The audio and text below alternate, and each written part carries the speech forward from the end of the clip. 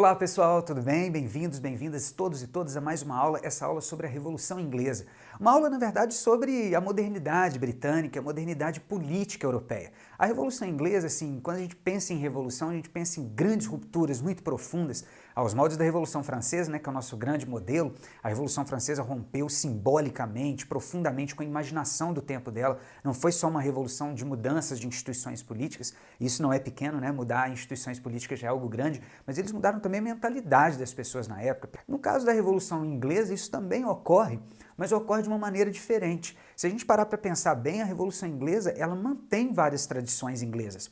Olha, por exemplo, hoje a Inglaterra é uma monarquia ainda. A Rainha Elizabeth II ela tem um poder simbólico muito forte sobre o seu povo. E a monarquia britânica como uma instituição, ela tem essa força simbólica e continua tendo. E isso já nos dá algum tipo de pista para entender que a Revolução Inglesa não é uma revolução de ruptura completa com as tradições. Mesmo a francesa, que quis fazer isso em vários pontos da sociedade, não conseguiu fazer totalmente. As revoluções, por mais profundas que sejam, elas não destroem completamente o sistema de pensamento das sociedades e as instituições também. E no caso da Revolução Inglesa, é bom que a gente entenda que a manutenção também é importante. Tá? Nós vamos ver aqui o pano de fundo daquilo que aconteceu, como foram as rupturas, quais foram as continuidades também, o que permaneceu, o que preservou-se da Revolução, e principalmente as suas causas fundamentais, seus protagonistas. Vamos colocar tudo isso para ferver dentro de um caldeirão geral do cenário da Revolução, que é do século XVII, ela é pioneira na Europa, e a gente vai ver assim, passo a passo, para que vocês possam compreender. Legal? Vamos lá? Bom, de cara aqui com vocês já é bom a gente falar de uma questão que é muito mais original na Inglaterra. Em 1215, veja, no século XIII, o rei John Lackland, como era conhecido, João Sem Terra, porque por várias guerras que ele fez, ele perdeu várias terras dentro da Inglaterra, ele teve que fazer uma articulação com sua nobreza na época. Porque um rei não é rei assim acima de todos e ponto final, ou só na base da violência. Ele precisa se articular. Ele se articulou com sua nobreza. A nobreza britânica é muito poderosa, os duques, barões, os marqueses, os condes, lideranças políticas nas suas localidades, nas suas regiões, eles vão fazer esse acordo com o rei, de o rei ser rei a partir do momento em que o rei assinasse uma espécie de constituição. Esse documento chamava-se Carta Magna. Essa Carta Magna dizia que o rei tinha que convocar o parlamento quando ele fosse falar, quando ele fosse mudar questões ligadas a impostos, a guerras, a questões de crise econômica muito profunda.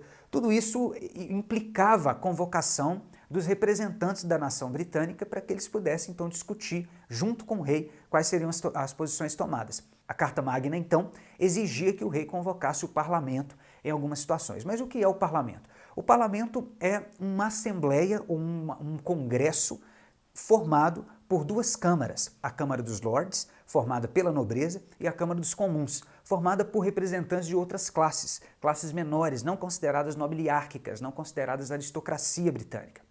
Há uma tradição, portanto, de o rei convocar o parlamento sempre em que ele estiver em momentos de mudanças de impostos, questões tributárias, portanto, guerras, crise econômica, tudo que for muito profundo e ligado à nação tem que ser convocado o parlamento. Então veja que isso já é uma primeira constituição, primeira limitação ao poder do rei. Dentro da monarquia absolutista, o rei não é tão absoluto assim, ele precisa contar com as articulações que ele faz com as suas nobrezas. Bom, passam-se os séculos e a tradição inglesa é cada vez mais forte. Chega no século XVI, o rei Henrique VIII vai romper com a Igreja Católica. Ele vai fundar a Igreja da Inglaterra, a Igreja Anglicana. E o que é a Igreja Anglicana? É a Igreja do Estado. É a igreja em que o rei tem o poder. Então ele expulsa os bispos católicos de Londres, ele inclusive persegue outros bispos católicos em outros lugares. Essa estrutura nova de poder vai acabar já gerando originalmente um conflito, né, entre anglicanos e católicos. Se a gente olhar bem, o anglicanismo ele se parece muito com o catolicismo. A liturgia do catolicismo está ali, dá para ver perfeitamente, a estrutura, as hierarquias. A grande questão é que agora não tem mais a ordem do Papa. Os bispos são todos nomeados pelo Estado. Então o rei é que ganha todos os poderes. Portanto, a gente pode dizer que o anglicanismo é uma forma de consolidação total do poder absolutista britânico, na medida em que o rei agora é o chefe máximo da política, o chefe máximo da religião. Então ele envolve-se nessas duas esferas que são as duas esferas básicas da sociedade, né? Bom, além dos conflitos entre anglicanos e católicos, vai existir os conflitos entre os próprios protestantes. O anglicanismo é um tipo de protestantismo, mas abaixo dele tem outros tipos, outras manifestações de calvinismo que ocorreram na sociedade britânica de um modo geral. Basicamente, as duas principais que a gente deve notar aqui são presbiterianismo e puritanismo. O puritanismo e o presbiterianismo se parecem em muitas questões. O puritanismo é uma religião assim realmente mais radical do calvinismo, que não aceita intervenção estatal na vida da fé das pessoas. O puritanismo ele se organiza em igrejas locais. Tem que haver um diácono que cuide das questões financeiras, das questões que envolvem a igreja local, e as pessoas têm essa liderança, ou nessa liderança, a sua referência. E presbiterianismo é tipicamente um tipo de calvinismo que se deu mais na Escócia. Naquele tempo, a Escócia, a Inglaterra, o país de Gales, a Irlanda, são lugares unidos. A Escócia ainda não entrou nessa parada, vai entrar agora, eu já vou explicar para vocês. Mas vocês podem entender que já é um primeiro protótipo do Reino Unido. A gente está aí no século XVI, vamos virar para o XVII para começar a Revolução. Mas antes de chegar no século XVII propriamente, é preciso falar do grande período elisabetano. O período elisabetano tem esse nome porque foi o reinado de Elizabeth I. Elizabeth I foi a filha do Henrique VIII. Então o Henrique VIII ele vai deixar o trono para sua filha. Na verdade, antes desta filha, outra filha dele, de outro casamento, reinou por um tempo, a famosa Bloody Mary, a Mary I, da família Tudor. Ela era uma rainha bastante autoritária, católica, ela restaurou o catolicismo na Inglaterra. Veja, o pai dela colocou o anglicanismo, ela restaurou o catolicismo, e ela era filha de uma mãe católica, tinha sido criada dentro de um berço católico, e ela perseguiu muitos dos puritanos, presbiterianos, os próprios anglicanos. Então essa perseguição a outras vertentes do protestantismo, aliás a todas as vertentes do protestantismo, rendeu a Mary I o estatuto ou esse apelido de a sanguinária, a Bloody Mary, a rainha sanguinária, perseguiu os protestantes. Só que essa história é um pouco, inclusive, até meio hoje assim contestada, porque outras rainhas também, como a própria Elizabeth, na sua posição de protestante, vai perseguir católicos, né, e fazer inquisições e processos do mesmo tamanho da Mary I, o que não faz dela nem melhor nem pior, né, o que na verdade é que a história muitas vezes é contada de certas maneiras por aqueles que querem produzir a memória que acham que é importante ficar.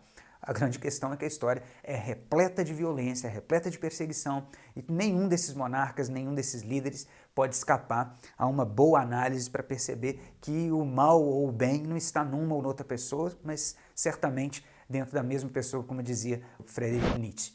Bom, mas deixando isso um pouco de lado, vamos para o reinado da Elizabeth I. E no período elisabetano, o parlamento ele tinha as duas casas, a Casa dos Lordes, a Casa dos Comuns, as duas câmaras, se você preferir. Parlamento bicameral, ou seja, tem duas câmaras. A Câmara dos Lordes, repetindo, formada por nobres, mas lembrando agora que também o alto clero anglicano, vários bispos da igreja anglicana que são muito influentes, enfronhados ali junto com a Elizabeth, eles são na verdade nomeados por ela, então eles têm que fazer todo um jogo junto com ela de articulações políticas. E lembrando, a Elizabeth I é anglicana, como era o pai dela, ela que consolida a igreja anglicana, todo bispo é político, os cargos são políticos, então a Câmara dos Lordes é toda indicada pela rainha.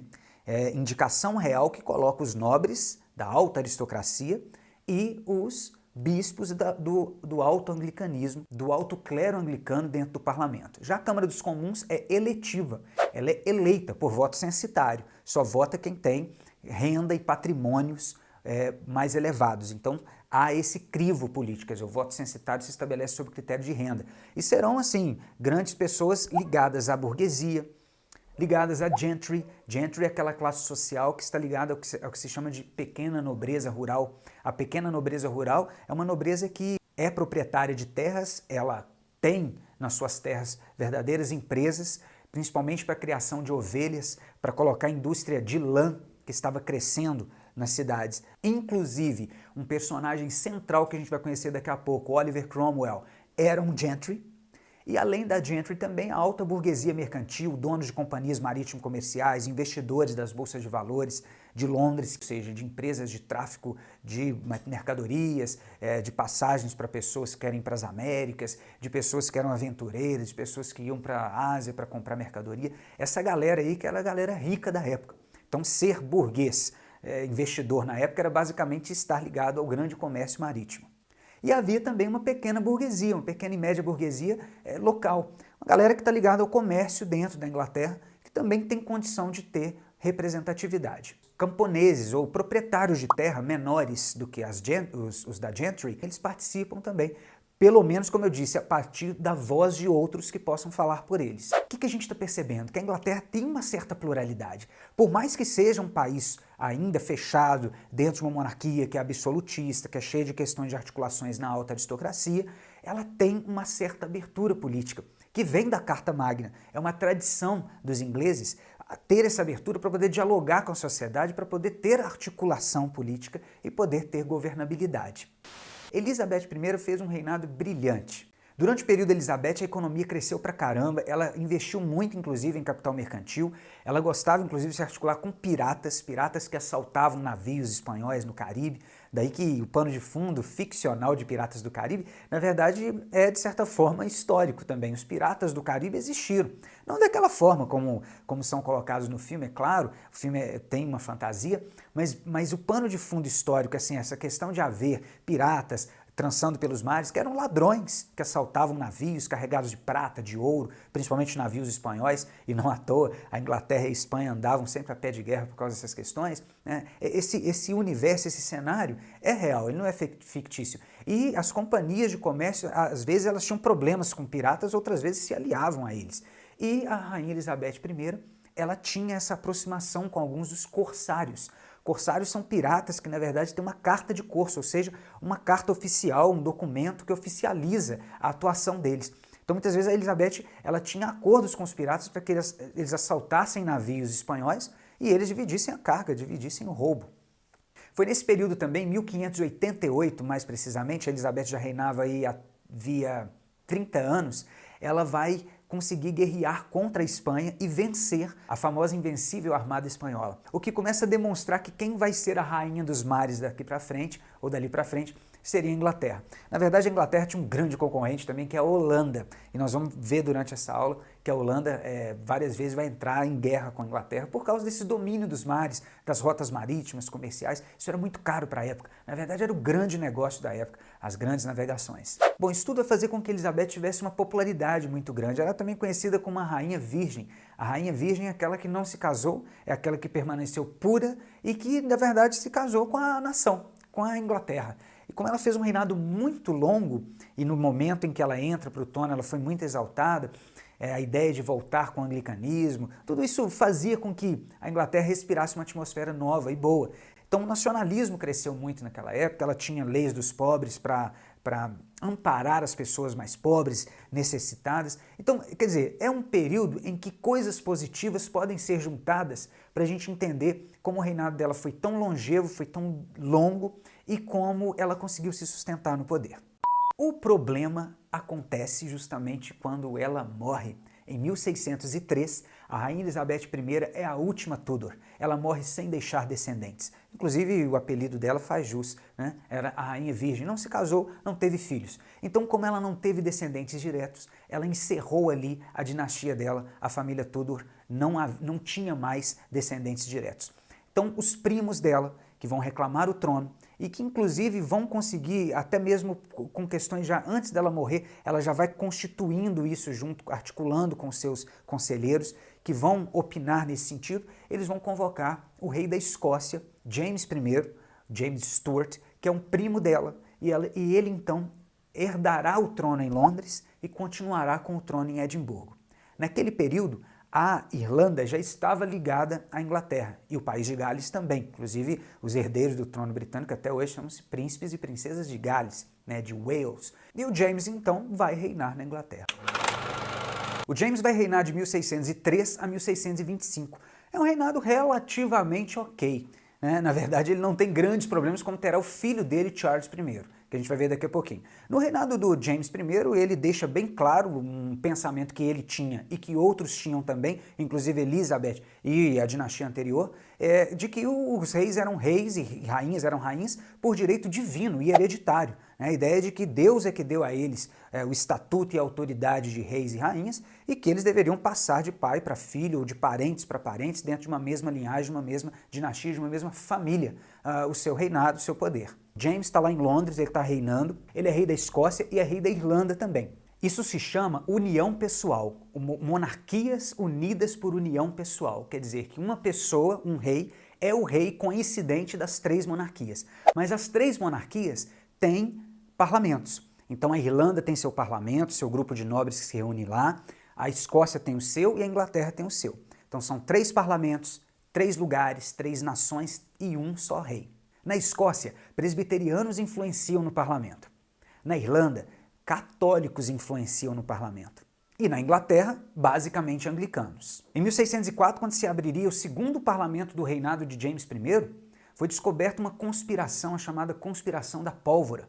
E eles, os conspiradores católicos, iam provavelmente explodir o parlamento britânico, e a ideia era colocar católicos no poder. Foram descobertos vários barris de pólvora para ser explodidos nos porões do parlamento, mas as pessoas foram presas e não ocorreu a explosão. Um dos principais líderes, Guy Fawkes, figura que inclusive inspirou o filme V de Vingança, que trata de um outro enredo, de um outro contexto, mas que mostra a inspiração que se tem nessa figura que contestou a monarquia britânica com um pano de fundo religioso, como a gente falou. O James I continua fazendo algo que a Elizabeth já fazia, que era ser um mecenas, ou seja, um patrocinador da arte, alguém que financia filósofos, pensadores. Ele tinha essa ideia de motivar esse lado, essa esfera da sociedade. O período elizabetano, inclusive, é o período de Shakespeare e de outros dramaturgos da época, os teatros que eram abertos na época. E o James I, ele dá continuidade, o Shakespeare, inclusive, vai encenar uma das suas principais peças na época de James. Ele começa no período de Elizabeth e dá continuidade a isso no período do James Stuart. Apesar da revolta da pólvora, que foi descoberta e foi desarmada, não houve destruição, o James I ele teve a mestria sacada de fazer uma diplomacia com os católicos. Ele tolerava o catolicismo desde que comedido, desde que um catolicismo na dele, sem se enfronhar demais em assuntos políticos, e um catolicismo, é claro, que não se envolvesse com atos de tipo terrorista como esse da revolta da pólvora. Em 1625, com a morte do rei James I, entra o rei Charles I. E o rei Charles I era um rei muito mais complicado em relação ao parlamento. Ele não convocava o parlamento para questões tributárias, questões de impostos. E não por acaso, já de cara em 1628, com 3 anos de governo de Charles I, o parlamento já expede uma petição de direitos. Algo que ele já queria prevenir, porque sabia que o Charles I tinha uma relação com o parlamento mais acirrada. Então, em 1628, a petição dos direitos consistia no seguinte: o parlamento ele exige que o rei assine um documento em que, entre outras medidas, decidiriam o seguinte: não poderá mais haver prisões arbitrárias. Isso porque, deixa eu explicar rapidinho, o Charles I era mais radical do que o pai dele em termos religiosos. Charles I ele entra com um anglicanismo mais radical, violento, e ele começa a perseguir com mais violência católicos irlandeses, presbiterianos escoceses, que é do país dele, católicos e puritanos, britânicos, ou aliás, ingleses. Então ele era um rei mais radical nesse sentido. Então as prisões eram muito fortes, ele usava a lei marcial, que é uma lei de guerra, que é uma lei de tempos de guerra, em que o rei tinha todos os poderes para ele manejar fundos, para ele mandar exércitos, para ele prender, perseguir pessoas, fazer julgamento sumário, sem direito à defesa. Então ele usava essa lei marcial para perseguir os seus opositores, e não pode haver o uso da lei marcial que dá esses amplos poderes para o rei perseguir em tempos de paz, só em tempos de guerra. Além disso, isso é importantíssimo, todos os impostos tinham que passar pelo parlamento. Se for criar imposto, tem que passar pelo parlamento. Então, assim, se o rei quer criar um novo imposto, se ele quer abaixar um novo imposto ou aumentar, ele tem que chamar o parlamento, que o parlamento, em questão tributária, tem que discutir junto com o rei. Isso é uma lei da nação, vinha desde a Carta Magna, mais uma vez eu reforço, é uma tradição que eles estão tentando defender para que as coisas não saiam do lugar, para que as coisas não se percam de controle. O rei assina, mas simplesmente vira as costas para a petição. Em 1628 ele assinou e ele só vem convocar um novo parlamento em 1640. 11 anos de tirania, que ficou até conhecido assim dentro da Inglaterra, os 11 anos de tirania do rei Charles I, que vai ser o rei, não por acaso, que vai acabar entrando numa guerra civil e iniciar a Revolução Inglesa. Ele criou um imposto chamado Ship Money. Esse era um imposto, como o próprio nome diz, sobre embarcação, sobre frete, que acontecia nas cidades litorâneas, cidades que tinham portos onde se ancoravam navios que traziam mercadorias e tinha um trânsito de mercadoria muito grande. Ele estende isso para cidades interioranas. Bom, mas o parlamento tinha que ser convocado, não tinha, para decidir sobre impostos. Eu disse a vocês, taxas é questão tributária, é questão parlamentar. Só que ele falava que ele não estava criando um novo imposto, ele estava simplesmente estendendo um imposto já existente para outras cidades. Então, com essa manobra retórica, de tentativa de se safar, ele ia irritando o parlamento e ia criando acirradas condições de relacionamento entre os dois. Presbiterianos escoceses, católicos irlandeses e puritanos ingleses eram duramente perseguidos, principalmente porque é uma questão aí, como eu disse, a religião é política também. O tempo inteiro são poderes políticos que ele quer manter. Muitas vezes, quando essas religiões começam a ganhar muita força, por exemplo, o presbiterianismo e o puritanismo, eles pensam numa lógica não episcopal de organização da vida religiosa. O que é episcopal? Episcopal significa com hierarquias, com organização de bispos, uns acima dos outros, poderes maiores que vêm de outras cidades, de outros lugares onde a igreja está ligada, então poderes políticos, essa organização muito arquitetada na ideia de hierarquia, de alguém mandando por cima. Esse tipo de coisa não era bem-vindo nem para presbiterianos nem para puritanos. Eles eram não episcopais. Já os anglicanos, assim como os católicos, eram episcopais. Mas nesse sentido, o episcopalismo era ruim para puritanos e presbiterianos, que queriam um governo mais pontual das suas igrejas. E um governo pontual das suas igrejas, ou seja, mais regional, pautado na paróquia, era também um governo, de certa forma, politicamente mais pontual e mais paroquial. Isso era um problema para monarquias absolutas que queriam manter poderes centralizados. O arcebispo da Cantuária era uma espécie de papa dentro da Inglaterra, e ele era nomeado pelo rei. Então ele era um parceiro, assim, a mão direita do rei nas questões religiosas, e como eu disse, como questões religiosas eram políticas, ele tinha um poder político estupendo. Na época de Charles I, a personagem é William Laud. Laud era o arcebispo da Cantuária e ele mandava e desmandava nas questões religiosas na Inglaterra.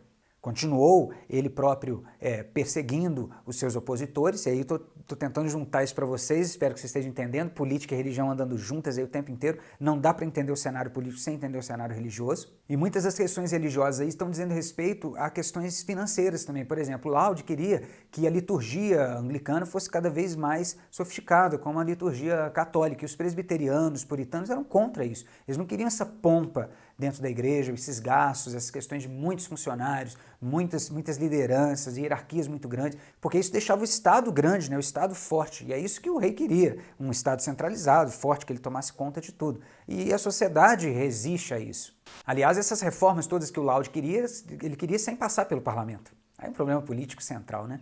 Ele perseguia, prendia refratários políticos e religiosos com relação ao seu poder e ao do rei também. Só para vocês terem uma ideia como é que essas reações começam a acontecer, na Escócia, em 1638, a Assembleia Geral da Igreja Presbiteriana Escocesa condenou essas práticas de Laud e de Charles I e decretou que lá na Escócia eles não seguiriam o episcopalismo de jeito nenhum, que os diáconos, as lideranças, né, os pastores da igreja presbiteriana, eles dominariam e organizariam suas igrejas, suas paróquias localmente, como eu disse antes, né, atomizadamente, sem um poder central que possa persegui-los, que possa oprimi-los. O Charles I acabou assim, mobilizando tropas mesmo militares para ir lá intimidar os escoceses. Isso ficou conhecido como Guerra dos Bispos. E começou em 1639 e vai virar também para o ano de 1640.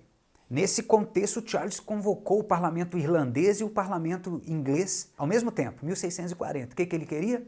Dinheiro. Queria que liberassem fundos para que ele pudesse lutar nessa Guerra dos Bispos na Escócia, contra os seus opositores lá. Ele não conseguiu dinheiro, o parlamento não aprovou nem na Irlanda, nem na Inglaterra, mas ele atacou assim mesmo. Só que o Charles I começa a perder a guerra na Escócia. Então começa a ficar ruim para o lado dele. E ele no mesmo ano de 1640, esse curto parlamento foi no início do ano, no mesmo ano, já para o final, ele convoca de novo, agora o que será um longo parlamento. Nesse parlamento ele vai pedir mais dinheiro, vai pedir mais liberação de fundos para ele lutar na Guerra dos Bispos, para ele continuar essa guerra.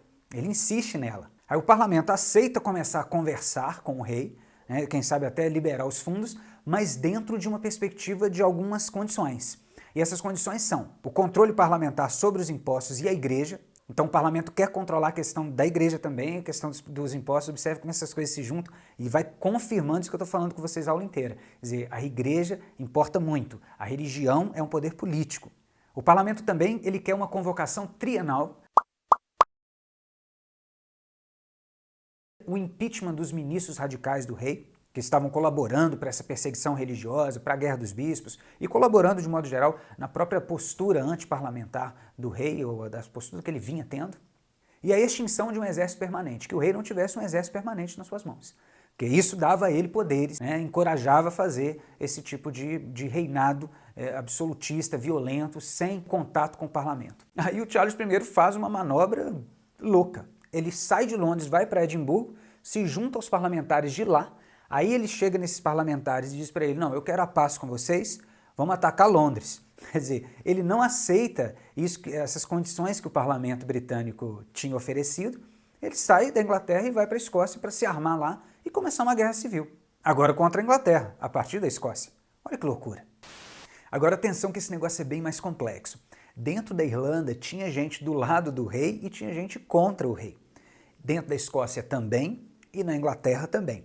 Então a gente tem uma Inglaterra, uma Irlanda e uma Escócia partidas. Uma parte está com o rei, outra parte não está com o rei. Então as tropas do rei vão ter que lutar nessas três frentes, na Escócia, na Irlanda e na Inglaterra. Isso é a Guerra Civil. Então a Guerra Civil inglesa começa em 1641, 42 para valer, principalmente depois de um estopim, que é importante a gente pensar aqui, que é o seguinte, no meio dessa confusão o rei volta a Londres e ele entra no parlamento pessoalmente com seus soldados para prender 5 dos parlamentares que ele ouviu dizer que estavam conspirando contra ele, que eram seus inimigos. Ele entra na Câmara dos Comuns mesmo, dizendo, cadê esses caras, eu quero prender. Isso foi um insulto para os deputados. Esses deputados, inclusive, que ele ia prender, já estavam ouvindo dizer que ele viria e que ele estava atrás deles, então eles nem estavam naquele dia, ele não consegue prendê-los. Mas foi um insulto à entrada dele daquela forma. É um desrespeito à instituição consagrada na política da Inglaterra desde o século XIII, como a gente tem falado aqui. Então o parlamento rapidamente se parte. A Câmara dos Lords fica do lado do rei e a Câmara dos Comuns fica contra o rei completamente.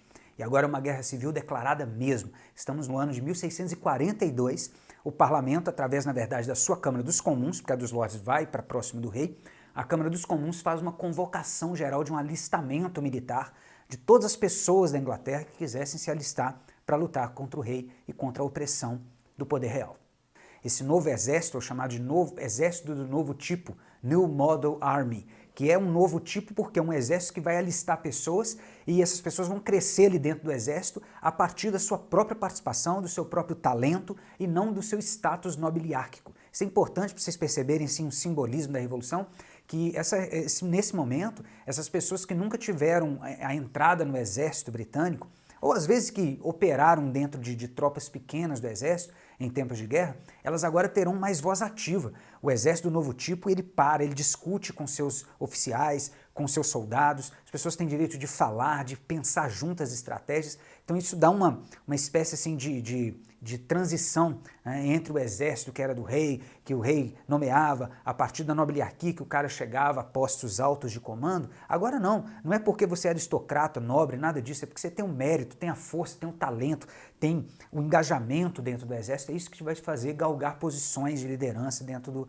do exército. Oliver Cromwell e Lord Fairfax vão ser os dois aí, as duas personagens que vão orientar, organizar esse exército, o exército do novo tipo, formado basicamente de puritanos. Há uma massa imensa de puritanos que vão se unir ao exército do novo tipo. Por isso que esse exército, aliás, por isso que essa revolução que vai levar Oliver Cromwell ao poder vai se chamar Revolução Puritana. Os puritanos eles cortavam o cabelo de uma forma circular, então eles são conhecidos como Roundheads, os cabeças redondas. São eles, na verdade, que dão um nome genérico a todos os soldados do alistamento voluntário desse novo exército, ou do exército do novo tipo de Cromwell. Essa guerra será muito violenta, sanguinolenta, destrutiva. A Grã-Bretanha está cindida, partida mesmo, e é muita violência, muita destruição, até que o rei e as suas tropas perdem. O exército do novo tipo consegue vencer. O rei é preso e ele será julgado como traidor máximo da pátria, por tudo que ele fez, por todas as perseguições e pela guerra civil que ele provocou e que ele levou, inclusive, adiante até 1649. Agora que cenário nós temos? O parlamento está se reunindo, a Câmara dos Lordes não existe mais, agora o parlamento é unicameral, só tem a Câmara dos Comuns. Eles formaram um grande julgamento, um grande processo judicial para ouvir o rei como um réu que está sendo acusado de alta traição da pátria e deverá ser levado a um julgamento final. 68 juízes foram convocados. E o que vai acontecer? O que ele vai dizer? Vai se defender? Vai dizer que realmente queria ter levado a Inglaterra a uma guerra? Ele vai se redimir? Bom, essas e outras questões você saberá na próxima aula, que na verdade é a segunda parte desta aula. Para quem tiver curiosidade, já clica aí no link, eu deixo aí para vocês o card, vale a pena conferir, beleza? Para quem está gostando do conteúdo, por favor, deixa aí para mim os comentários, deixa eu saber o que vocês estão pensando, para eu poder também melhorar o conteúdo. Curta o vídeo, passe para os colegas, me ajuda a divulgar o canal, beleza? E se inscreve, é claro. Um beijo para vocês, gente. Obrigado e até a próxima aula. Tchau, tchau.